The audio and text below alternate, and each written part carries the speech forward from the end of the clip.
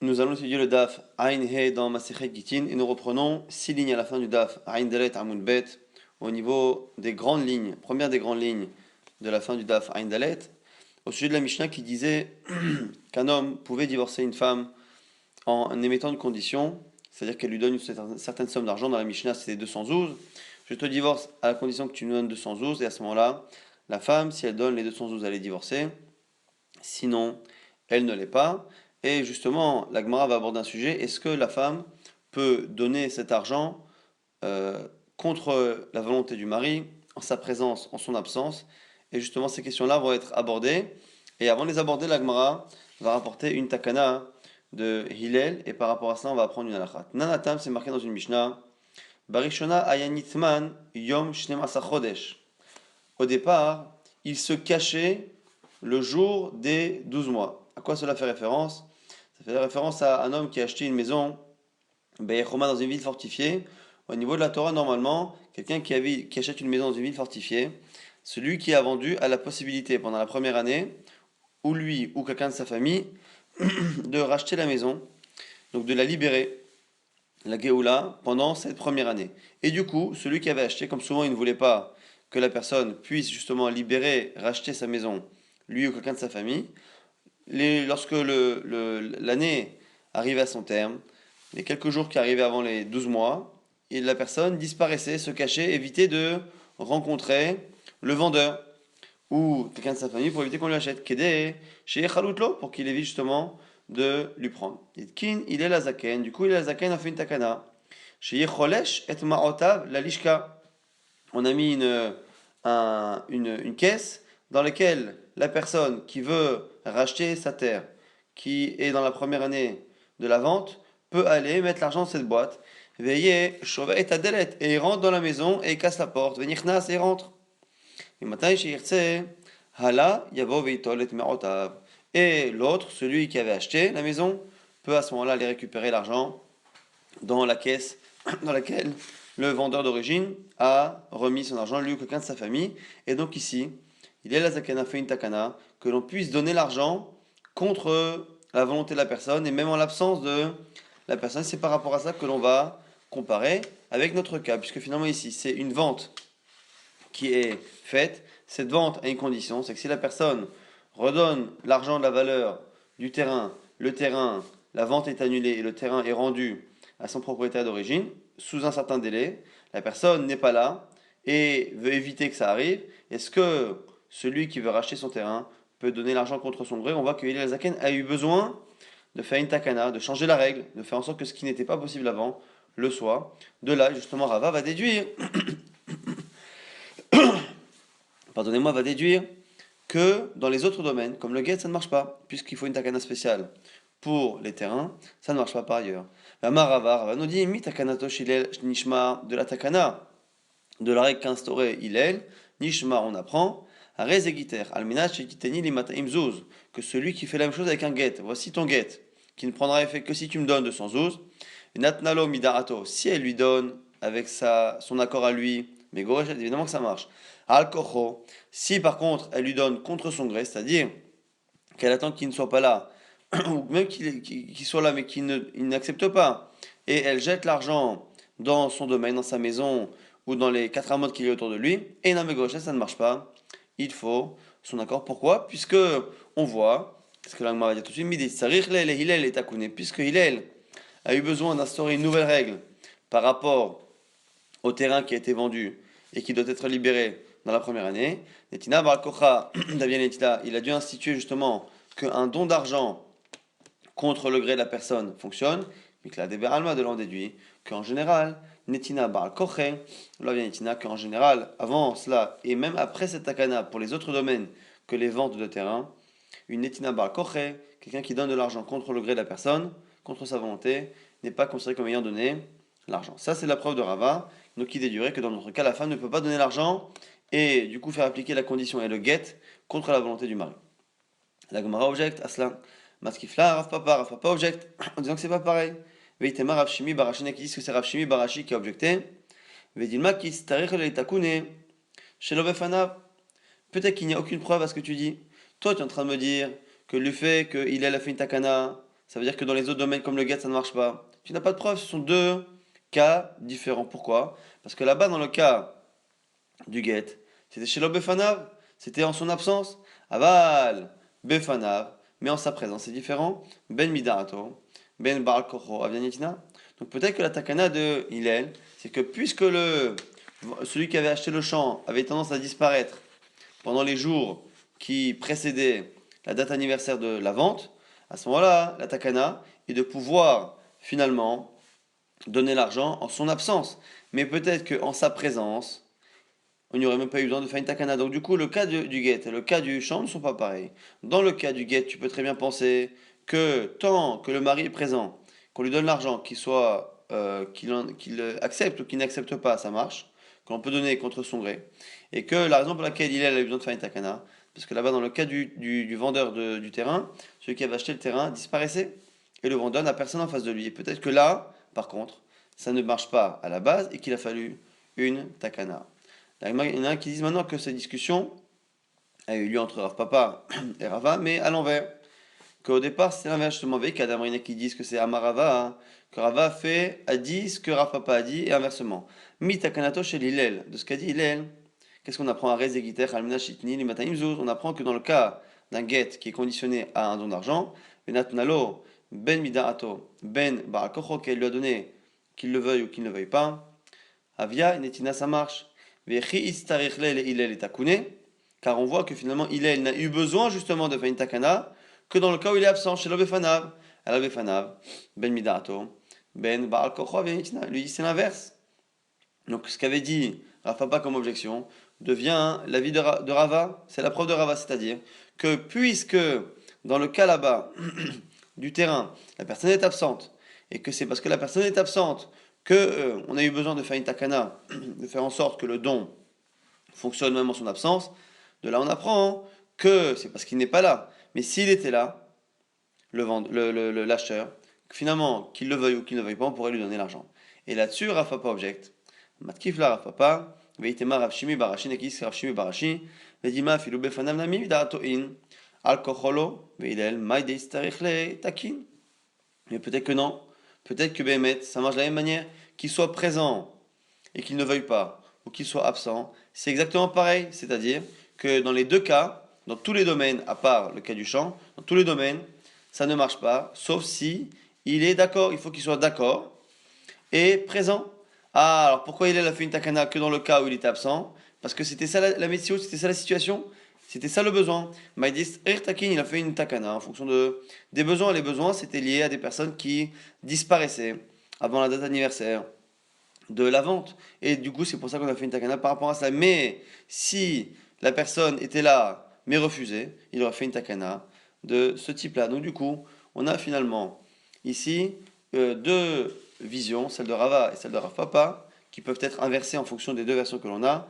Est-ce que finalement, au niveau de cette halakha-là de Hillel, on a vu que Hillel a été mitaken que lorsque quelqu'un s'absente, quelqu'un qui a acheté un terrain s'absente justement à l'approche de la date anniversaire, on peut donner l'argent du terrain même en son absence. Quoi qu'il arrive, on apprend de là que pour toutes les autres dons d'argent qui sont faits en l'absence de la personne, ça ne marche pas. On ne peut pas racheter, on ne peut pas le faire en l'absence de la personne. La question, c'est est-ce que c'est c'est aussi le cas dans le cas où la personne est présente, mais qu'elle ne veut pas. Est-ce que de la même manière que on ne peut pas faire justement une condition du get, une condition de la vente, de la même manière qu'on ne peut pas l'appliquer en l'absence de la personne, est-ce qu'on ne peut pas l'appliquer lorsqu'il est là mais qu'il ne veut pas? C'est une marloquette Rava et Rafapa, ou Rafapa et Rava en fonction des deux versions. Qui pense quoi? On a deux versions de la chose, en tout cas quoi qu'il arrive. En son absence, c'est sûr que ça ne marche pas, sauf dans le cas du terrain. Et en sa présence, mais sans son accord, c'est une marloquette. Amar Rabba Barbachana, Amar Rabbi Yochanan, Inachon, Rabbi Yochanan, Kol Makom Shana Rabban Shimon Ben Gamliel Bemishnateno, Alakha Kemoto, à chaque fois qu'on a Rashbag, Rabban Shimon Ben Gamliel dans une Mishnah, là Alakha Kemoto, Alakha comme lui, sauf dans trois cas, dont le nôtre. Chutz Mi'arev, sauf une Alakha, une Mishnah sur le Arev, sur le garant d'un prêt, Ve Tzidon, et le cas de Tzidon, donc sur le Marseille, Tzidon, c'est ce qu'on a cité, c'était la preuve. Le cas précédent, on avait dit que c'était une personne qui avait donner un get avec justement la condition que sa femme lui rende son manteau, finalement, elle n'est plus le manteau, et on avait une marloquette entre Rabbanan et Rashbag. Est-ce qu'il faut absolument qu'elle rende le manteau et donc le get ne marche pas, ou elle peut remplacer par la valeur du manteau, selon Rashbag, elle peut remplacer par la valeur, et ici, comme c'est pas le cas d'habitude, ici on ne tient pas la halakha comme Rashbag, on pense comme Rabbanan. Ou Raya Chaona se fait référence à une Mishnah dans laquelle il y a deux marloquettes entre Rashbag et Rabbanan par rapport aux Reayot, par rapport aux preuves que doit porter un témoin au Bedin. Et dans la deuxième Mishnah, on ne tient pas comme Shimon Ben Gamliel, donc c'est pour ça qu'on dit Raya Chaona, la dernière Raya, la deuxième Marloka. Donc on a trois exceptions au principe qui dit que la halakha est comme Rashbag, Arev, Tzidon, Raya Chaona. Donc Arev et Raya Chaona ne sont pas liés à notre Masechet, et Tzidon c'est lié à la dernière Mishnah, donc au cas où finalement la femme n'applique pas exactement à la condition qui était la condition du guet, mais une condition qui est censée satisfaire ce que l'on pense être la volonté du mari. Le mari a demandé son manteau et on pense que c'est parce que il ne veut pas perdre la valeur du manteau. Donc si on donne la valeur, il devrait avoir ce qu'il veut.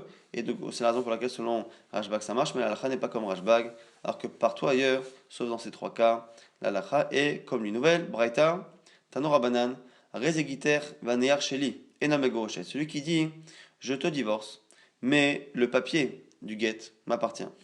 Enamegoroshet, ça ne marche pas.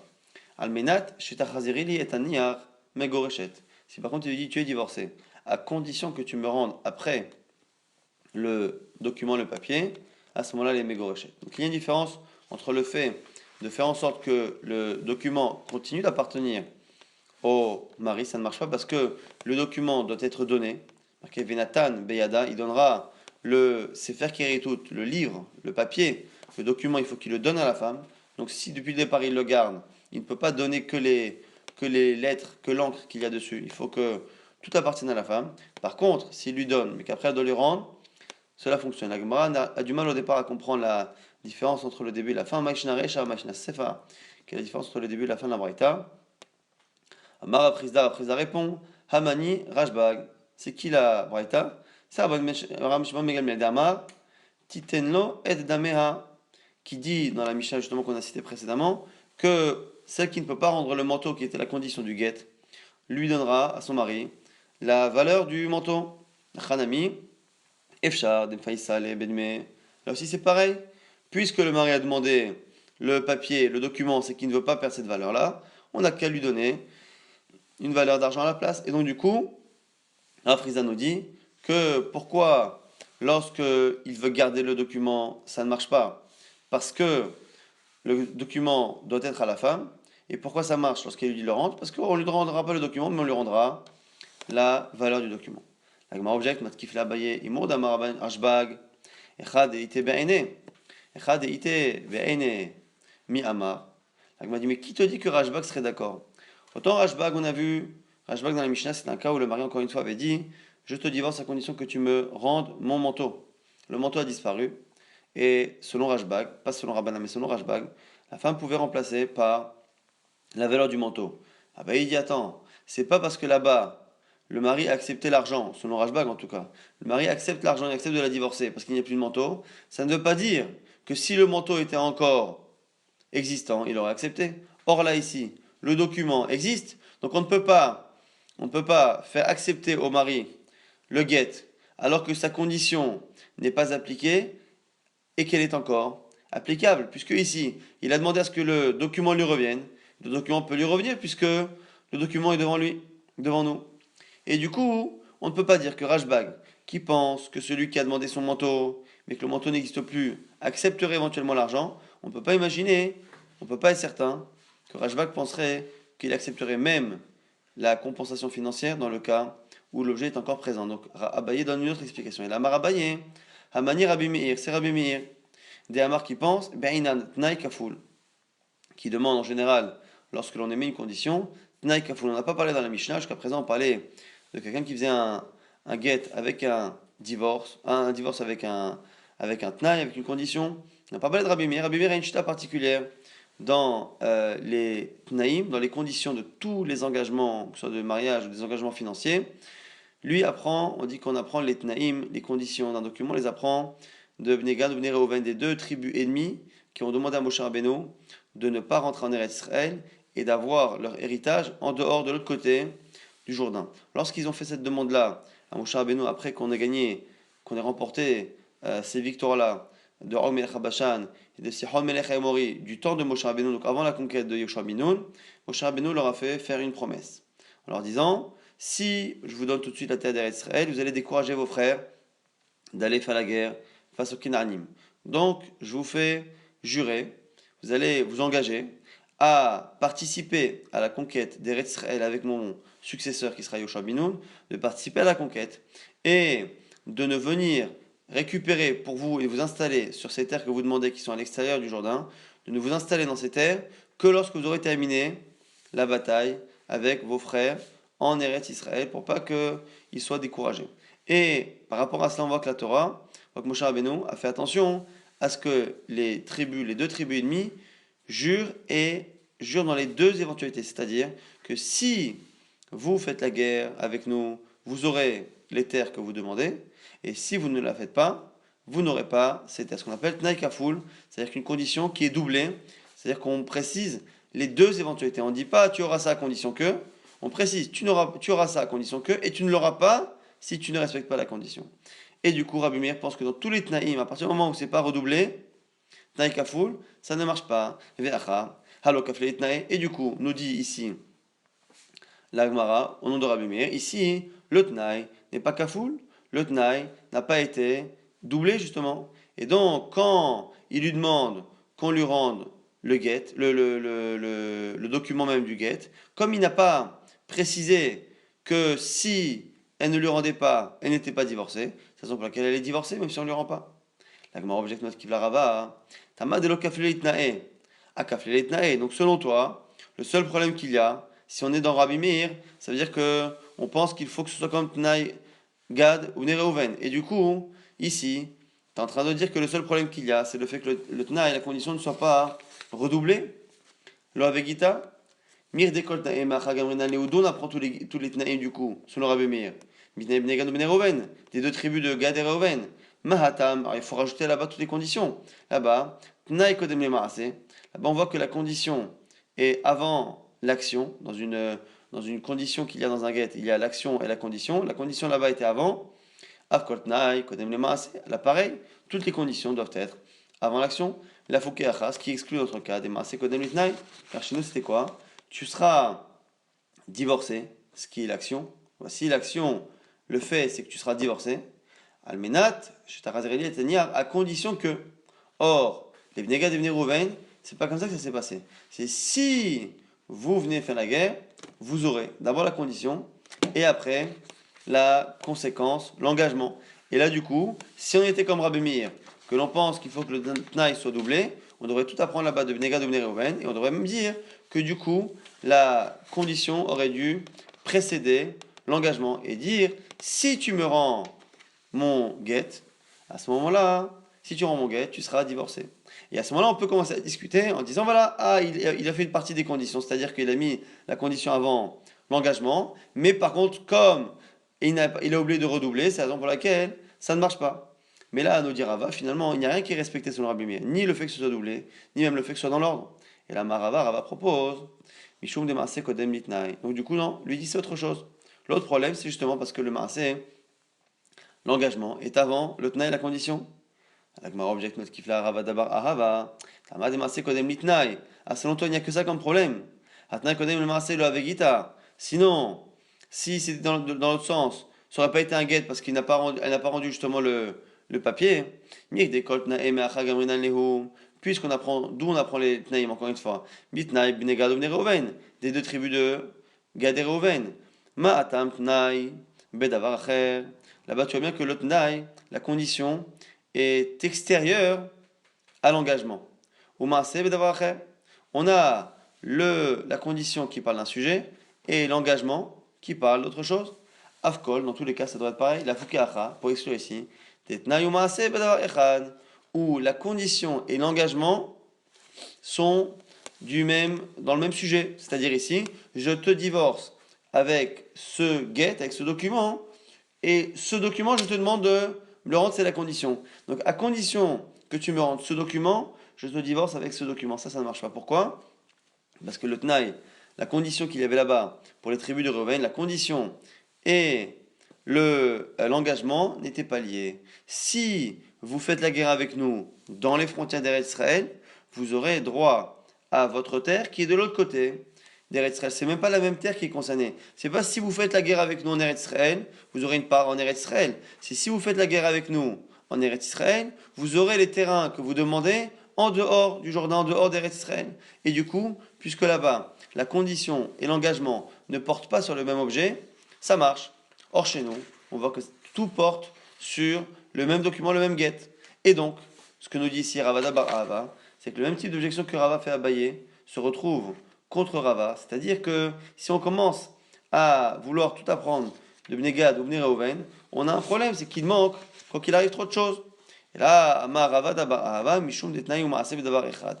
Ravada Bar Ahava préfère dire que le problème, c'est justement Tnaï ou Maaseh B'Davar Echad, que justement, c'est la condition et l'engagement portent sur le même objet. Ravashi Amar, Ravashi dit Hamani, Ravashi propose autre chose. Et propose que finalement, c'est qui la Mishnah? C'est Rabbi.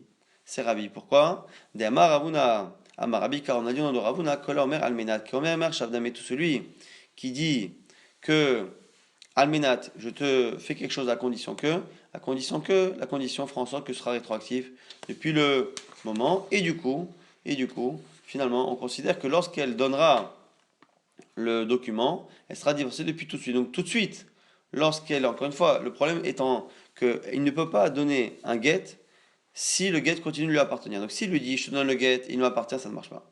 S'il lui dit je te donne ce get, mais à condition que tu me le rendes, si on pense que le get ne prendra effet qu'au moment de la condition, à ce moment-là, au moment où elle lui rendra le get, c'est là qu'il prendra effet, mais au moment où elle lui rend, c'est plus à elle, et donc du coup, il n'y a pas de netina.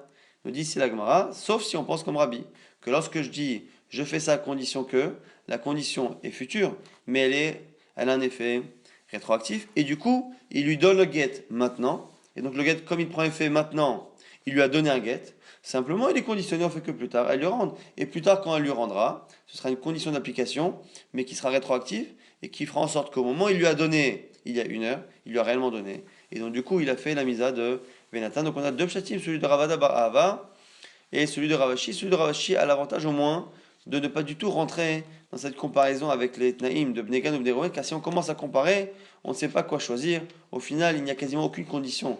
Ni le Tnaï, la condition a été doublée comme demande Rabbi Meir, ni finalement on a la condition qui précède l'engagement, comme c'était le cas de Bnei Gad et Bnei Reuven, et on n'a pas non plus le fait justement qu'il y ait une séparation claire entre le sujet de l'engagement et le sujet de la condition. Or ici, on a vu que le sujet de la condition et le sujet de l'engagement étaient le même document et que normalement ça ne devrait pas marcher. C'est pour ça que la dernière réponse de Ravashi est que finalement ici c'est son rabbi que c'est rétroactif, et comme c'est rétroactif, ça veut dire qu'au moment où elle va lui donner, ça sera un événement futur, mais ça fera en sorte que dès le départ, lorsqu'il lui a donné au départ il y a une heure par exemple, à ce moment-là on considérera que c'est un bon get, et à ce moment-là il lui a donné pour de bon, simplement elle lui a rendu. On peut donner à l'arzir, donner à quelqu'un à condition qu'il nous rende, ça s'appelle un vrai don au niveau de la halakha.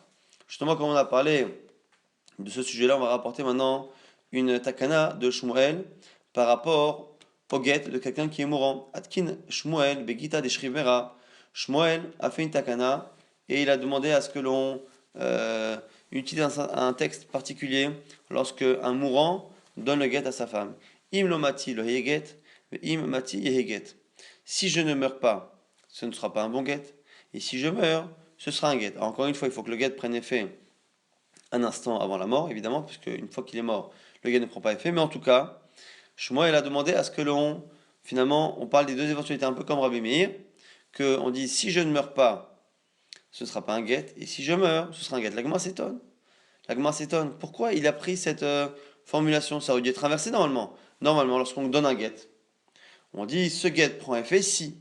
Et éventuellement, selon Rabbi Meir, on dit il ne prend pas effet sinon. Donc du coup, quelle aurait dû être la phrase de la personne? Velima, au niveau de la logique, on parle ici, on ne parle pas encore une fois d'Alacha.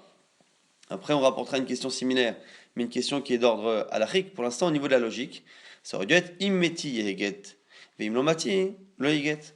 Je te donne un get. Donc pour l'instant, je suis en train de conditionner la validité de la chose que je te donne.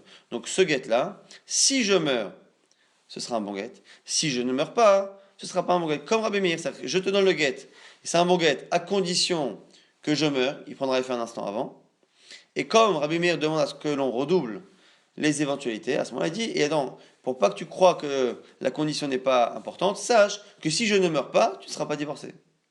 Alors pourquoi du coup, Shmuel a demandé à ce que l'on le dise à l'envers, et qu'on donne un get, et que l'on parle en premier de la condition de non-application, l'Agma dit, l'homme minish pour anutale nafshe, parce qu'un homme n'aime pas parler de quelque chose qui est un malheur, même s'il est mourant, et que finalement le document qu'il écrit, c'est un peu comme un testament, il écrit un document au cas où il meurt, un homme préfère toujours parler de l'éventualité qui est bonne, même si c'est la moins probable, et même si à la limite, si on y croyait réellement que la personne pourrait survivre, on n'aurait pas donné le guet. Donc si on écrit un guet, c'est qu'on pense qu'il va mourir, c'est le plus probable, et c'est pour ça qu'on donne le guet, malgré tout. On préfère laisser la personne parler de l'éventualité la plus agréable à ses yeux. Là, il m'a dit, ok, très très bien. Maintenant, j'ai une autre question. Pourquoi on a redoublé Velima, loyheget, imlomati. Pourquoi finalement on a parlé des deux éventualités? Pourquoi on n'a pas dit ce ne sera pas un get si je ne meurs pas? Là, il m'a dit, kodem le maaseh, parce qu'on a besoin que. Alors, on aurait dit les deux. Hein. Loyheget, imlomati, veyeget, immati. Mais pourquoi ici, l'Agma pose la question, pourquoi on a commencé par dire la condition avant de dire l'engagement? Si je ne meurs pas, c'est pas un get, et si je meurs, c'est un bon get. Pourquoi on n'a pas dit l'inverse? Ce sera pas un get si je ne meurs pas, et ce sera un get si je meurs. La Gemara d'une halakha qu'on a cité précédemment, parce que on a besoin que la condition précède l'engagement. Si il se passe, ce sera ça. Si il se passe pas, ce ne sera pas ça. Il faut que les conditions précèdent l'engagement et non pas l'inverse. Comme les Tnaï des Bnega de Bnerouven. Matkifla Rava Rava objecte avec la halakha qu'il a cité précédemment, de la Suga précédente. Puisqu'on apprend, d'où on apprend les conditions d'engagement. Mitna, Bnegad, Bnerouven, toujours des deux tribus de Bnegad. Et de Bnerouven, Ma'atam, Hen, Kodem, l'élave, Af, Kol. Pareil, puisque là-bas, la condition positive est avant la condition négative, là aussi ça devrait être pareil. La Fukeacha, ça exclut le cas d'ici, d'élave, Kodem, la haine, que ici, la négation. Comment ça, on a vu que comme la personne n'aimait pas trop parler de malheur, on a instauré justement qui dit si je ne meurs pas, ce sera pas un bon guet. Si je meurs, ce sera un bon guet. Alors on a vu qu'on a respecté la peur que la personne avait de parler d'une éventualité négative, mais d'un autre côté, Rava dit que c'est gentil, mais il y a un problème malachique. Le problème malachique, c'est qu'on apprend de Bnegad ou Bnerouven que normalement, il faut que l'éventualité positive précède l'éventualité négative, que justement l'éventualité d'application du get arrive avant l'éventualité de non-application justement de l'engagement. Et la Rava du coup essaye de corriger pour respecter à la fois cette halakha et à la fois le fait de parler toujours en premier du malheur, du bonheur plutôt que du malheur. Et la Marava, im lomati lohiget. Si je ne meurs pas, ce ne sera pas un bon get. C'est une sorte d'introduction. C'est pas encore réellement l'engagement halachique. C'est une manière de parler de la bonne éventualité. Si je ne meurs pas, c'est la bonne éventualité. C'est pour que la personne commence par quelque chose de positif.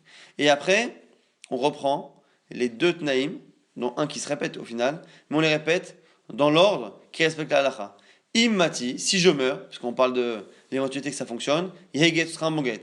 Imlomati, si je ne meurs pas, le yeget. C'est un peu bizarre comme formule que propose Rava, puisque finalement on répète deux fois l'éventualité où la personne ne meurt pas et le get ne prend pas effet. Mais finalement, c'est une manière de faire en sorte que la première fois où il parle de cette éventualité, ça compte pour du beurre, parce que finalement, c'est une manière de parler de quelque chose de positif sans commencer à réellement parler des engagements. Donc, il me le met ici, si je ne meurs pas, c'est pas un bon gars, c'est une manière de dire voilà, tout va bien se passer, on espère. Et après, il commence à s'engager pour de bon. Il me mati, si je meurs, ce sera un bon guet. Il me le mati, le yeget, ce sera, si par contre, si je ne meurs pas, ce sera pas un bon guet. Et au moins, il a commencé par parler de l'éventualité. Quand on enlève l'introduction, on commence par parler de l'éventualité où le document, l'engagement, prend son effet. Et l'Agma explique, Im lo matilo yeget, shelo magdim minish pour anut alenafshe. Pourquoi il commence par parler du cas où il ne meurt pas? C'est pour éviter de parler d'un malheur. Imati yeget, im lo matilo yeget, et après la suite, bainan, hein kodem lelav, on commence après dans la suite par parler de la condition d'application positive du get, et après de la condition de non-application du get. On a une nouvelle Mishnah maintenant. Quelqu'un qui divorce et qui dit à sa femme, je te divorce à condition que tu t'occupes de mon père, à condition que tu allaites notre enfant, notre fils. Alors dit Kamaï Menikato. Alors au sujet du père, on verra que c'est pas limité, mais par contre au niveau du bébé, combien de mois est-elle obligée d'allaiter le bébé? Kamaï Menikato, combien de temps doit-elle l'allaiter? Shte Shanim nous dit premier avis, 2 ans. Rabbi Yehuda Omer, Shmona Asa Chodesh. Rabbi Yehuda pense que c'est 18 mois. Donc c'est une marque que l'on retrouve aussi dans Ktubot. Combien de temps une femme doit allaiter un enfant, sachant qu'à l'époque il n'y avait pas tellement de moyens de remplacer, ou pas en tout cas des moyens aussi efficaces qu'aujourd'hui. Donc à l'époque les femmes allaitaient combien de temps? 18 mois ou 24 mois, c'est une marque Tanakama et Rabbi Yehuda. Maintenant, que se passe-t-il si entre-temps, pendant le temps où le bébé doit allaiter, donc pendant les 2 ans ou les 18 mois selon la marloquette, où le père meurt, ou l'enfant meurt, metaben, metaab, arezeget. Si, à un moment donné, la possibilité d'application de la condition n'est plus possible parce que le père ou l'enfant décède, arezeget, le get prend effet, elle a fait son travail. Elle a allaité tant que possible, elle s'est occupée du père de son ex-mari tant que possible, et maintenant, il n'y a plus rien à faire. Maintenant, notre cas. Maintenant, il a donné un gvou, il a donné une date. Shteshanim, 2 ans. Almina, Shtaniki et Beni, Shteshanim. Il a demandé à ce qu'elle s'occupe de son père ou qu'elle allaite leur enfant pendant 2 ans. Metaben, Oshamaraav, Yefshi, Shtesham Sheni, Shelobeak Pada. Si par contre, l'enfant meurt dans les 2 ans, donc elle n'a pas rempli les 2 ans, et ou que le père ne veut pas, le père dit voilà, je ne veux pas qu'elle s'occupe de moi. Shlobeak pada, non pas parce qu'il est en colère contre elle, mais parce qu'il ne veut pas. Et no get, ça n'est pas un bon get. Rabban Shimon ben Gamliel Omer, kazeget, non, ça c'est un bon get. Klalama Rabban Shimon ben Gamliel. Et Rashbag explique la règle de Salacha, kol akava, sheina emeina arezeget. À partir du moment, tout cas où il y a un empêchement d'appliquer la condition qui ne vient pas d'elle, qui est extérieure, arezeget, c'est un bon get. Donc en gros, ici on a une marque entre Tanakama et Rashbag. Est-ce que lorsque la condition du mari était précise, je veux que pendant 2 ans tu allaites, pendant 2 ans tu t'occupes de mon père, et que finalement les deux, l'enfant meurt ou le père ne veut pas, et du coup les 2 ans ne peuvent pas être terminés, est-ce que on regarde bêtement la condition, elle n'est pas appliquée, donc il n'y a pas de get, ou selon Rashbag, la seule chose qui pourrait faire que le get soit annulé, c'est qu'elle ne veuille pas, qu'elle cherche à ne pas appliquer la condition. Si par contre elle cherche, mais que l'application est impossible à appliquer justement à cause d'une situation qui est une force majeure pour elle, à ce moment-là, le get est un bon get. Maintenant, on a une marloquette entre Tanakama et Rabbi Yehuda au sujet du temps d'allaitement. On a dit que lorsqu'il lui dit à condition que tu allaites mon fils, marloquette, 2 ans ou 18 mois. Et l'Agma dit, mais quoi, comment ils peuvent discuter entre des délais aussi longs, 18 mois, 2 ans? Urmini, pourtant il y a une braïta qui dit quoi? Shem Shato Yom Echad, Henikato Yom Echad, Arezeget. Par rapport à notre Mishnah, qui dit justement que la personne a divorcé à condition qu'elle s'occupe de son père ou qu'elle allaite l'enfant, on a une braïta qui dit que dans ces 2 cas-là, il suffit qu'elle s'occupe de son père un jour, qu'elle allaite leur enfant un jour pour que ce soit réglé. Puisqu'il n'a pas donné de gvoul, de limite, un seul jour, ça suffit. Elle a servi son père un jour, elle peut dire voilà, j'ai servi ton père. Elle a allaité son enfant pendant un jour, elle dit j'ai allaité ton fils.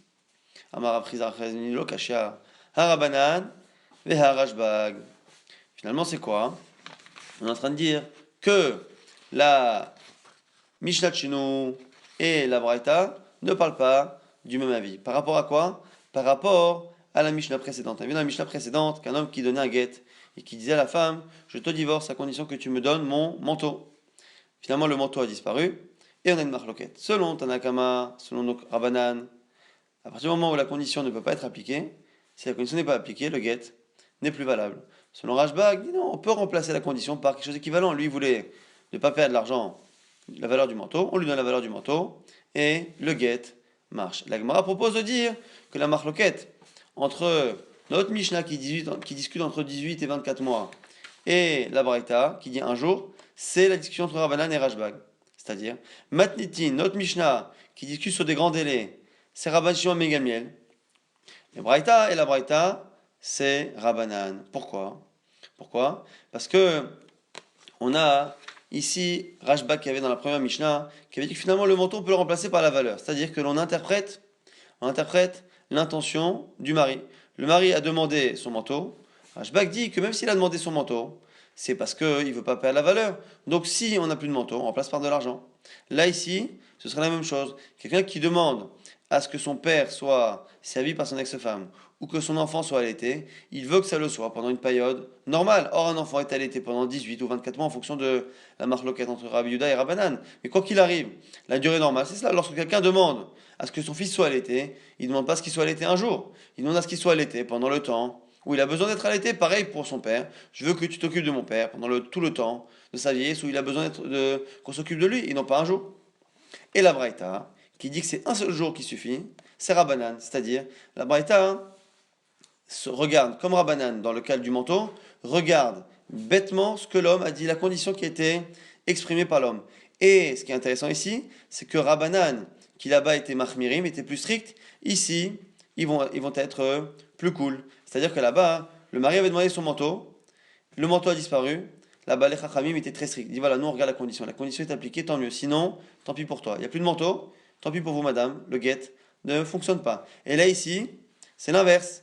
C'est-à-dire que c'est la même logique de dire qu'on regarde bêtement ce qui est marqué, mais c'est cette fois au profit de la femme. L'homme a donné un guet à condition qu'elle s'occupe de son père, à condition qu'elle allaite son enfant. Elle vient, elle le fait un jour, et après elle s'arrête. Elle dit je l'ai fait. Le mari n'est pas content. Les chachamim disent non, nous on a la même logique. Comme pour le manteau, on regarde bêtement ce que tu as dit. Qu'est-ce que tu as dit? Tu as dit que tu voulais qu'elle s'occupe de ton père. Tu n'as pas donné de délai. S'occuper de son père pendant un jour, ça s'appelle s'occuper de ton père. Allaiter un enfant pendant un jour, ça s'appelle l'allaiter. Et donc du coup, Rav Chizda propose que la marloquette entre notre Mishnah et la Braïta serait la même que Rabbanan et Rashbag là-bas, sauf qu'il faudrait dire chez nous que la Mishnah, chez nous notre Mishnah anonyme, le Tana anonyme, Tana Kama, ce serait Rashbag. La Gemara a une objection à cela.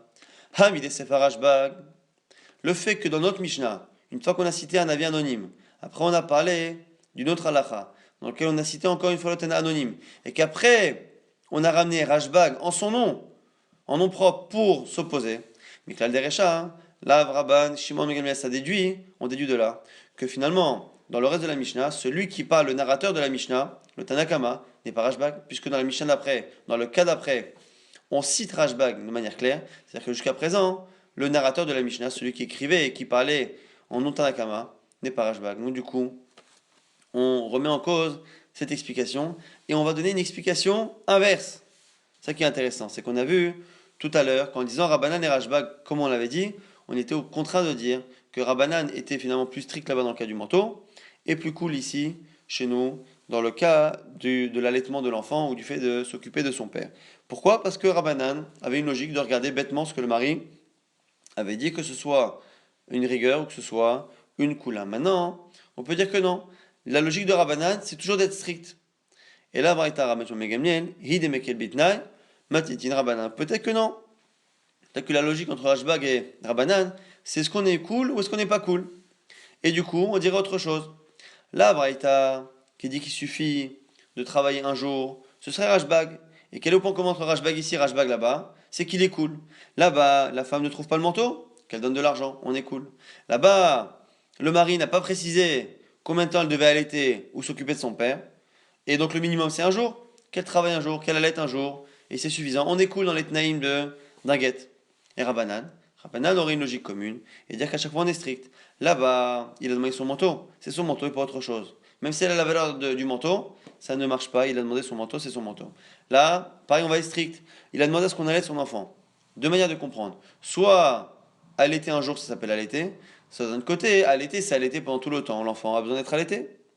Et bien on va être strict comme dans le cas du manteau, et on va dire que c'est 2 ans ou 18 mois en fonction de Rabbanan ou de Rabbi Yehuda. Quoi qu'il arrive, on a une autre explication finalement pour justifier la discussion entre notre Mishnah qui parle de 2 ans ou 18 mois en fonction de combien une femme doit allaiter un enfant et une Braïta qui dit qu'un seul jour ça suffit. Rava propose une troisième explication. Lokashia, il n'y a pas de kushia. Kan bistam, kan memfaresh. Ça dépend si on a précisé ou on n'a pas précisé. Si on n'a rien dit, à ce moment-là, on a notre Mishnah. Dans le cas de la Braïta, c'est que il a demandé que la femme s'occupe de son père ou de son enfant que pendant un jour. Donc quand on dit stam, c'est 2 ans ou 18 mois. Stam, quand il demande que sa femme allaite ou s'occupe de son père, c'est le temps qui est nécessaire. Et là-dessus, on a une discussion de 18 mois ou 24 mois. Par contre, dans le cas de la Braïta qui avait dit qu'un seul jour, ça suffit, c'est parce qu'il a demandé lui-même qu'elle ne s'occupe de son père ou de son enfant que pendant un seul jour. L'Agmar objecte. Il dit c'est pas possible. Pourquoi Rav Ashi Amar, Kol Stam Nami, qui me ferait Echad Nami. Mais explique-moi pourquoi. Toi, tu voudrais dire que lorsque il a rien dit, Stam, ça voudrait dire 2 ans ou 18 mois. Qui te dit que lorsque tu dis allaiter ou s'occuper, c'est forcément une durée longue? L'Agmara objecte à cela. Nan, Kamaï Menikatomer, regarde dans la Mishnah. J'étais Shanim, il y a marqué dans la Mishnah qu'il y a une discussion. Combien de temps elle doit allaiter? Un, il dit 2 ans. Rabbi Yehuda Omer, Shmona Asar Chodesh, 18 mois. Bish, la malé Rava, Nicha, selon la vie précédente, Rava, je peux comprendre. Et là, les Ravashi, selon Ravashi, la Mali Shishanim, la Mali Shmona Asar Chodesh, Biyomechat Sagi. Selon Ravashi, on a dit qu'à partir du moment où on n'a rien précisé, un jour ça suffit. Comment on explique la Mishnah? Achikama, la Gemara nous explique comment Ravashi comprend la Mishnah. Yom Echad Mishteshanim, c'est un jour sur les 2 ans. La Fouquet, la Charchteshanim, ça vient exclure la femme qui viendrait allaiter son enfant pendant un jour, mais après les 2 ans habituels. Et pareil pour la suite des lots, Yom Echad Shmona, et pareil, Yom Echad Mishmona Asa Chodesh, c'est un jour parmi les 18 mois, la Fouquet, la Shmona Asa Chodesh, donc du coup Ravashi lui qui pense que selon tout le monde, pas que selon la Braïta, il n'y a pas de marloquette, il pense Ravashi que selon tout le monde, quand on ne dit rien, ça veut dire que c'est stam un jour. Il faudrait expliquer que dans la Mishnah, on serait même d'accord avec cela. Et donc la vie de Rabbi Yehuda et de Rabbanan serait finalement pas 18 mois ou 24 mois, mais un jour à allaiter sur les 24 mois. Ce serait une manière finalement de faire en sorte que la Mishnah, la Braïta, ne soit pas en marche. On va très rapidement résumer le DAF d'aujourd'hui. On a vu que lorsqu'une personne est donnée un guet, et que ce guet était conditionné au fait que la femme lui donne une certaine somme d'argent, on a vu que si le mari est absent, la femme ne peut pas donner l'argent en son absence. On l'apprend du fait que, pour un cas similaire, dans le cas d'une vente d'un terrain qu'on peut racheter dans les 1 an, il a eu besoin de faire une takana pour que la personne puisse racheter son champ, donner l'argent en l'absence de la personne. Donc c'est sûr que puisqu'il a eu besoin de faire une takana pour les champs et les maisons, ça veut dire que par ailleurs ça ne marche pas. La question est, lorsque le mari est présent, mais qu'il n'est pas d'accord, est-ce que ça marche ou pas? Et c'est une marloquette Rava et Rav Papa, avec 2 versions de qui pense quoi, mais en tout cas c'est une marloquette. Est-ce que en l'absence du mari, en présence du mari, mais sans son accord, est-ce que la femme peut lui donner l'argent sans son accord et faire en sorte finalement que le guet fonctionne? On avait vu qu'en général, il y avait, lorsqu'il y avait Rashbag dans une Mishnah, Ramachon Megamni El Alachet est comme lui, sauf 3 cas, et entre autres, le cas là-bas du manteau, où le mari avait émis une condition, et finalement, Rashbag avait été moins strict et avait dit que non, même s'il n'y a pas le manteau, on peut donner l'argent à la place. Là-dessus, la halakha n'est pas comme lui. On avait, après, une braïta avec un din. Est-ce que le mari peut donner le guet à une femme en gardant le document pour lui? Ça, c'est pas possible. Pourquoi? Parce que c'est marqué Venatan, il doit donner, donc du coup, le guet ne marche pas. La question, c'est est-ce qu'on peut par contre le donner et faire en sorte de conditionner le guet au fait qu'elle rende le même document. Et on voit que oui, et on voit que ça marche. Donc le fait de donner le guet à condition qu'elle lui rende, ça marche. Quelle est finalement la dernière réponse qui est donnée par l'agma pour justifier? C'est parce qu'on pense comme Rabbi, que lorsque l'on émet une condition, la condition peut être future, mais avoir un effet rétroactif. Et donc actuellement, lorsqu'il lui donne le guet, il lui donne à 100%.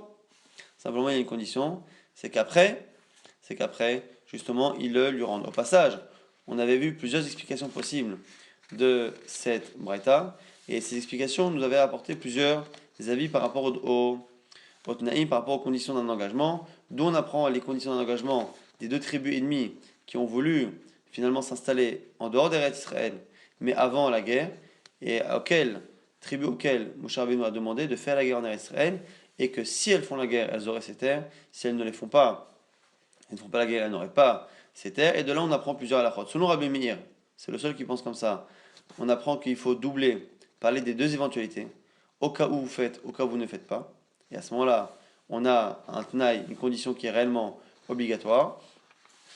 On a aussi d'autres halakhot qu'on apprend de là-bas, pas que selon Rabbi Meir, même selon les autres avis. Le fait que l'on doit d'abord parler de la condition avant l'engagement. Si vous faites, ou s'il se passe, il se passera, la halakha sera comme si, vous aurez, vous posséderez, vous achèterez, et ainsi de suite. Il faut que la condition précède. On a vu également qu'il fallait que l'objet de la condition et l'objet de l'engagement ne soient pas le même. Évitez de dire comme dans le cas du guet là-bas, où l'engagement et la condition sont liés au même document. On a vu également que, selon Rava, il fallait d'abord parler de l'éventualité positive avant de l'éventualité négative. C'est-à-dire que si vous faites, vous aurez, si vous ne faites pas, vous n'aurez pas, et pas commencer par si vous ne faites pas. Dans le même genre, on a eu une takana de Shmuel par rapport à celui qui donne un guet à sa femme avant de mourir. On a fait une takana pareille, où il a essayé de respecter la halakha de justement que le tnaï, que la condition précède l'engagement, mais d'un autre côté, il a voulu éviter que la personne parle de sa mort en premier, et donc c'est pour ça qu'il a dit si je ne meurs pas, ce sera un bon guet, si je meurs, ce sera un bon guet. Et Rava a finalement triplé les éventualités pour justement respecter à la fois le fait qu'on ne parle pas de malheur en premier et respecter le fait que l'éventualité que le guet fonctionne soit avant l'éventualité que le guet ne fonctionne pas. On avait vu après une Mishnah avec un homme qui donnait un guet à condition que la femme s'occupe de son père ou qu'elle allait leur enfant. On avait vu une marloquette entre Tanakama et Rabbi Yuda. Combien de temps elle devait l'allaiter? Est-ce que c'était 2 ans ou 18 mois? Et c'était lié à une halakha, combien de temps une femme doit allaiter. Quoi qu'il arrive, on avait un problème avec une braïta qui elle disait qu'un jour suffisait.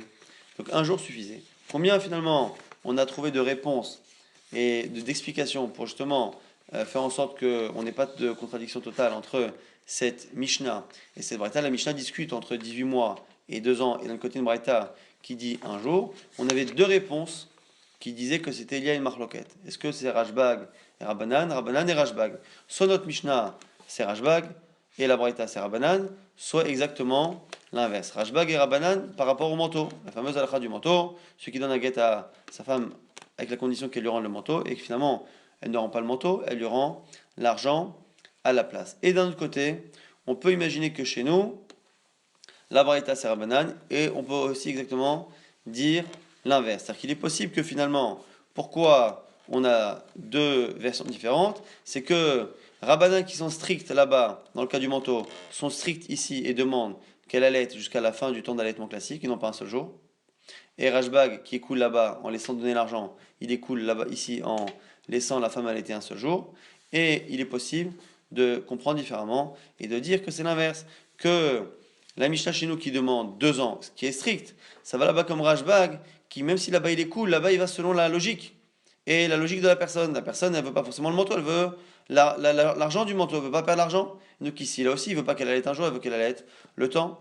Et la Barabanan, qui regarde, entre guillemets, bêtement ce qui est dit dans la condition.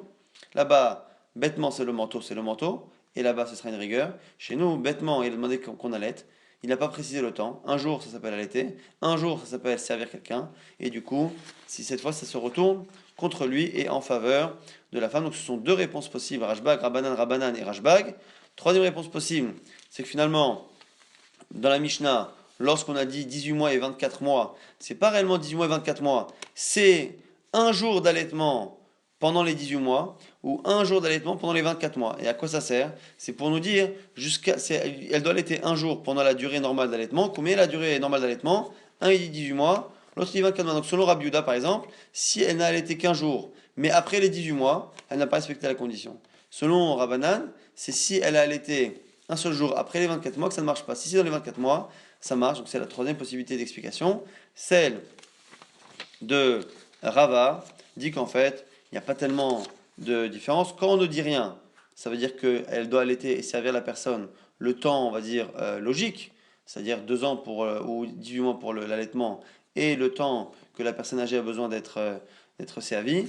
Et dans le cas où on avait dit un jour, c'est parce que là-bas, il avait clairement demandé que la femme ne serve ou n'allaite son enfant que justement un seul jour.